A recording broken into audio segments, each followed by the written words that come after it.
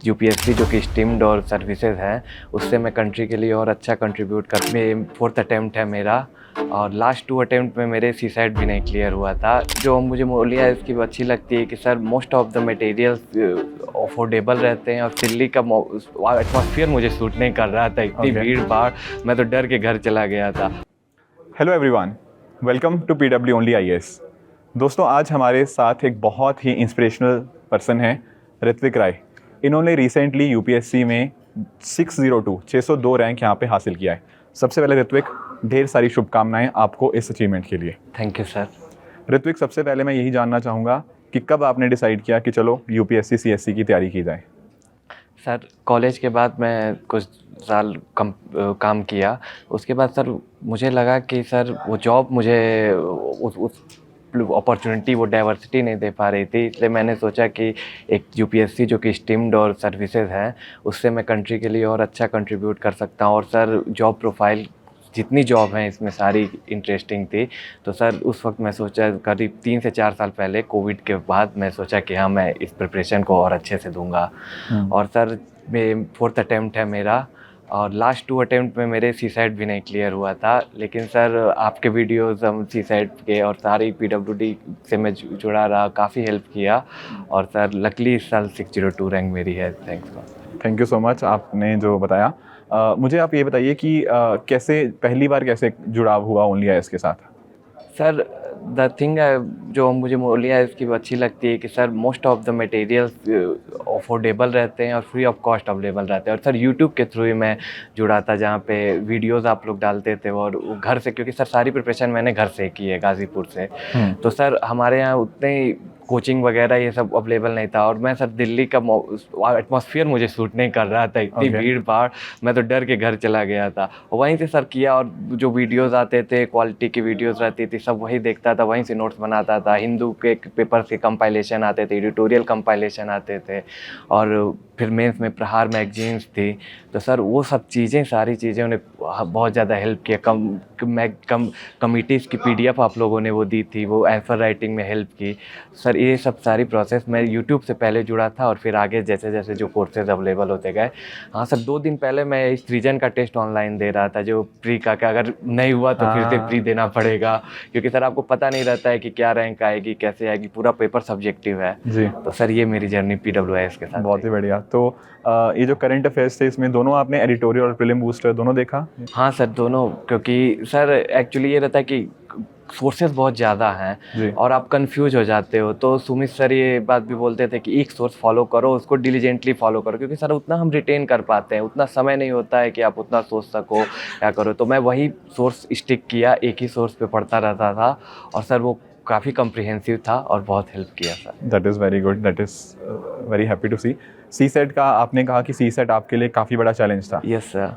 कौन सा अटेम्प्ट था पहले तो आप ये बताएंगे? सर ये 4th अटेम्प्ट था। 4th अटेम्प्ट था। और सर ये इंजीनियरिंग बैकग्राउंड से मैं आता हूँ सर, लेकिन फिर भी मेरे लिए CSET इतना फियरफुल था कि ये क्वेश्चन ऐसे ये कई बार सर ऐसा होता है ना कि कोई क्वेश्चन इजी क्वेश्चन रहता है और हम लोग ईगो पे ले लेते हैं कि अरे यार ये क्वेश्चन अब मैं से कैसे नहीं होगा, मैं तो साइंस मैथ बैकग्राउंड से हूँ।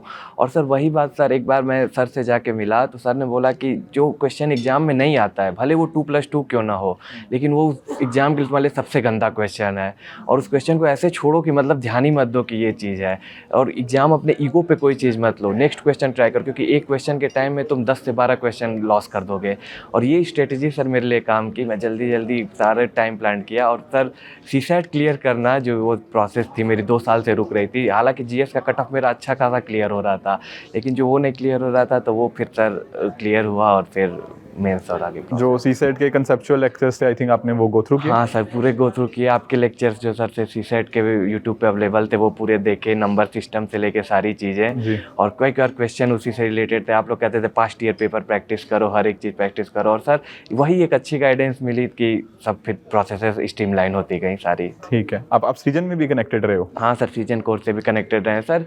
वही था ना सर कि क्योंकि सारे जितने या तो फ्री रहते थे या तो अफोर्डेबल कॉस्ट के रहते थे, क्योंकि सर आप मार्केट मार्केट में जाओ तो कई चीज़ें बहुत महंगी महंगी है, और हम लोग सर गाजीपुर से घर से करते हैं, वहाँ इतना अच्छा वो नहीं है प्लेटफॉर्म अवेलेबल, सिटी छोटी है सर।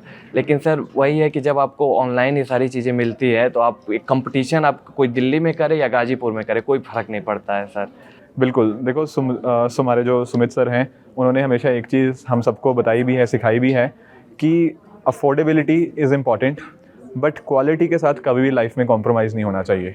हाँ तो सर। आई थिंक कंटेंट भी हमारा जो है अफोर्डेबल तो है ही है डेफिनेटली, बट साथ ही साथ जो क्वालिटी सर ने इंश्योर करवाई है हम सबसे, तो उसके लिए मैं सर को भी बहुत thank you. Sir I believe education का गोल ही यही होना चाहिए कि क्वालिटी विद अफोर्डेबिलिटी अगर सर हम देने लगे तो sir I think that's the best thing that education India को फॉरवर्ड करेगा। थैंक यू सो मच, बहुत अच्छा लगता है। देखो ऐसे आप जैसे गाजीपुर से आप आए हो, Yes, sir. ठीक है, आप वहाँ पे आपने कहा कि उतनी फैसिलिटीज़ नहीं मिलती। हाँ सर। तो जब आप इस तरह से आगे आते हो तो कहीं ना कहीं पूरे आई थिंक जो पूरा आपका एरिया होगा उसमें डेफिनेटली बहुत बच्चों को मोटिवेशन मिला होगा। Yes sir.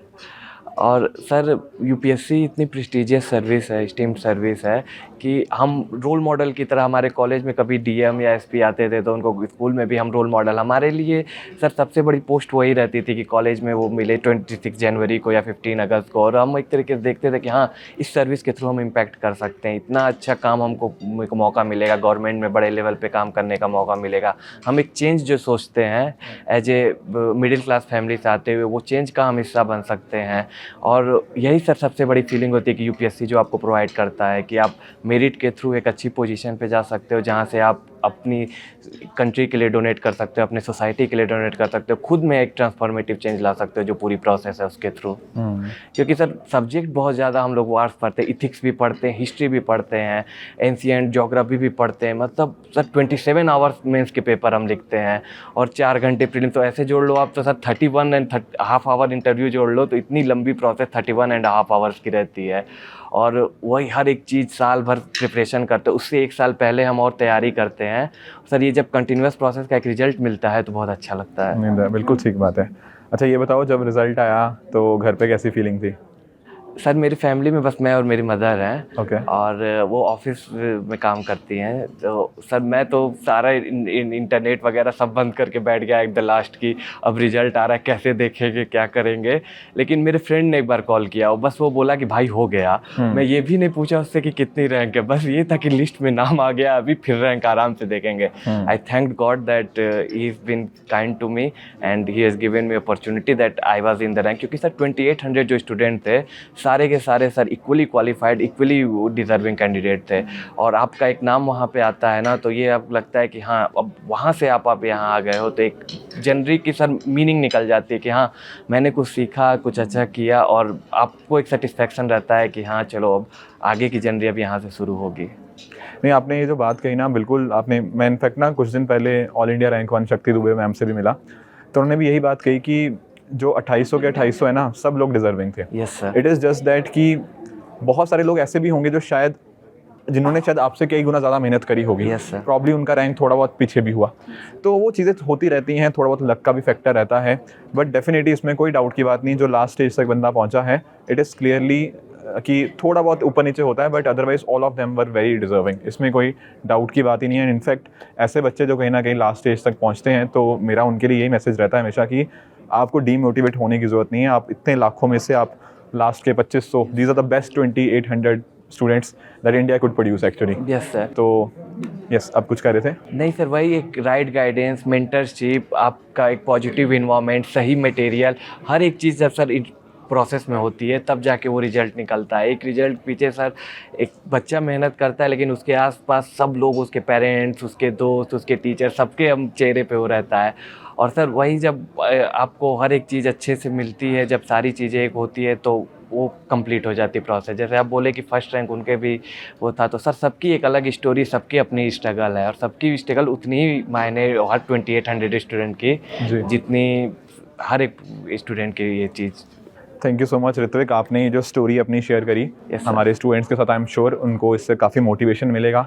बहुत सारे बच्चे ऐसे होंगे जो शायद गाँव से या छोटे शहरों से तैयारी करते हैं, बट एक सपना देखते हैं इंडिया की हाईएस्ट पोजीशन तक पहुंचने का, उनको डेफिनेटली बहुत ज़्यादा मदद मिलेगी सर इसमें। एक मेरी मदर हमेशा एक पॉइंट कहती हैं, वो कह रही थी कि मंजिल मिलेगी भटक कर ही सही, गुमराह तो वो है जो घर से निकले ही नहीं। तो बहुत सर घर से निकल जाना चाहिए हमें। मंजिल ठीक है सर, आज मेहनत करेंगे, आज नहीं 1 साल बाद मिलेगा, यहाँ नहीं करेंगे कहीं और अच्छा करेंगे, लेकिन एक जील अपने अंदर होनी चाहिए कि नहीं यार कुछ तो करेंगे यार। और वो चीज़ ना सर हमको नहीं छोड़नी चाहिए, क्योंकि अब हमारी कंट्री भी उसी चीज़ पे बनी है, हमारी जो जिन्होंने भी एक्सेल किया है इसी थॉट के साथ एक्सेल किया है कि यार करते रहेंगे हो जाएगा किसी दिन।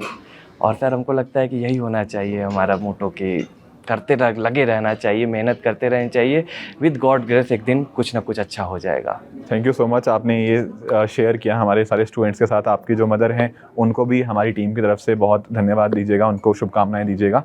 Thank you and sir. Thank you आप यहाँ पे आए। All the very best and thank you so much students, thank you.